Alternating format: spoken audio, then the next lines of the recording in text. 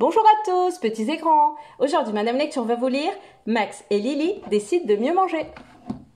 C'est bon, mais c'est pas bon pour la santé. Comment s'y retrouver? Max, Lily et leurs copains se réunissent en hangar pour en parler. Et Max leur montre sa découverte secrète, un potager. Maman, Max vomit. Il a pris double portion de frites saucisses et moi j'ai besoin de faire pipi.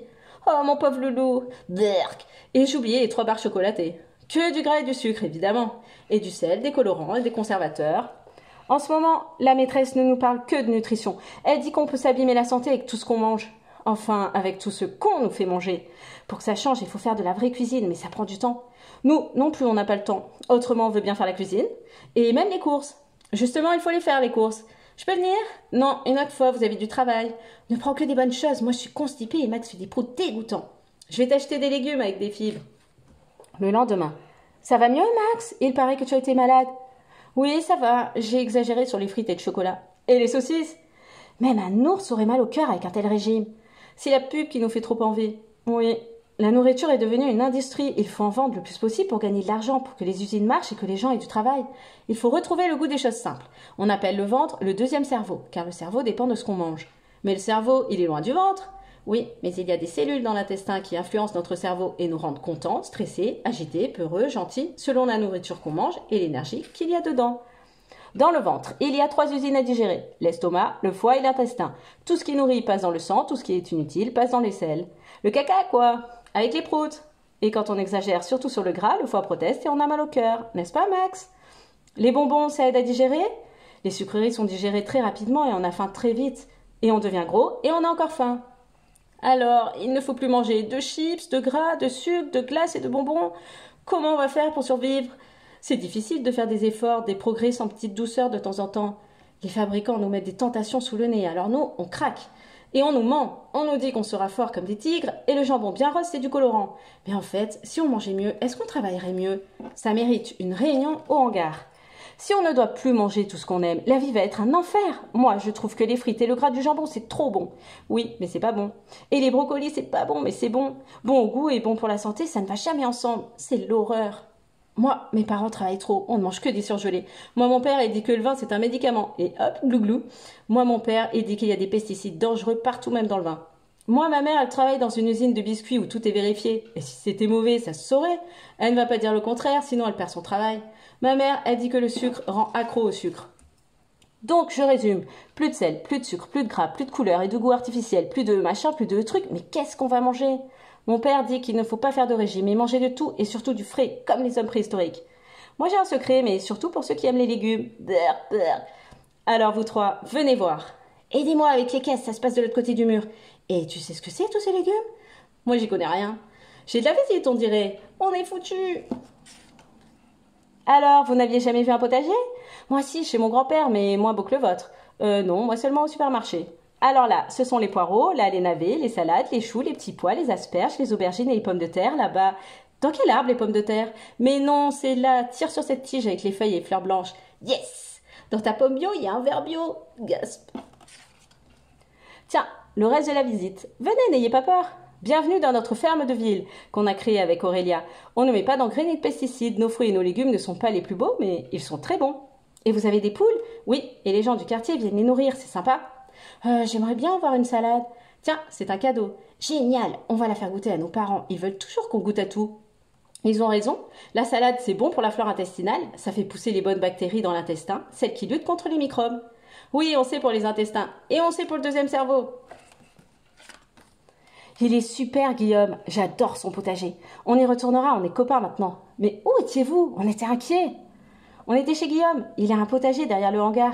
Et il n'utilise aucun produit chimique. Regarde sa salade. Ouh, une limace. Ça veut dire que c'est sans pesticides. Vous avez révisé vos leçons? Oui, oui. Aujourd'hui, c'est nous qui préparons le dîner. Et vous serez forcés de goûter à tout. Waf. Comme nous, même quand c'est pas très bon. On a décidé de ne plus manger n'importe quoi. La salade et les radis sont prêts. Et je vais faire en plus... Guillaume nous a dit qu'on pouvait manger de presque tout, mais qu'il fallait regarder ce qui est écrit en tout petit sur les emballages, même pour les croquettes.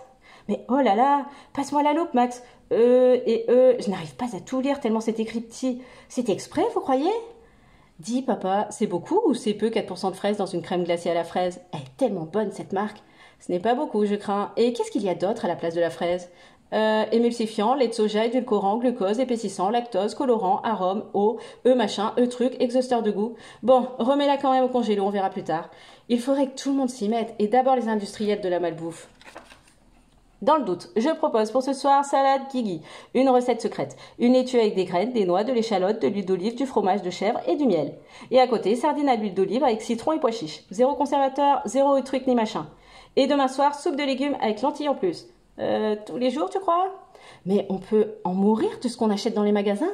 Non, mais à la longue, on peut se sentir fatigué, nerveux ou avoir des problèmes de santé, de poids ou de sommeil.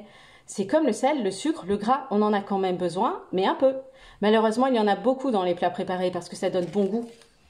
Bon, maintenant, il faut dormir. Bravo pour le dîner délicieux. On va essayer de prendre de bonnes habitudes.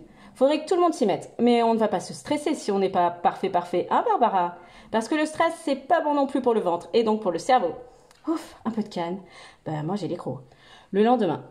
Oh, j'ai cauchemardé. Je tombais dans un grand pot de sucre. Un monstre me sauvait avec ses grilles pour me manger comme un bonbon. Moi, si je faisais un cauchemar, ce serait d'être privé de frites à vie. Je vous ai préparé une banane écrasée avec des fruits frais, du bon sucre pour toute la journée. Et Lily, je t'ai rajouté un tamarin pour... Et du muesli bio avec du fromage blanc. Moi, je me sens déjà mieux, pas toi? Bon, ça doit être psychologique. Oh, regarde, le camion de viande devant ma boucherie. C'est dégoûtant, ces pauvres vaches qu'on a tuées. Comment peut-on manger de la viande? Comme si on mangeait pluche ou pompon. C'est bon un steak, mais je veux juste être sûre qu'elles n'ont pas peur et qu'elles ne souffrent pas quand elles meurent. La maîtresse va finir l'histoire de la nourriture, je te raconterai. Grouille, Max, ça commence. Pardon, maîtresse, on regardait les demi-vaches à la boucherie et Lily était tétanisée. Tu es pardonnée, je voulais justement vous parler de la viande. Aujourd'hui, on en mange plus qu'autrefois, et sûrement trop.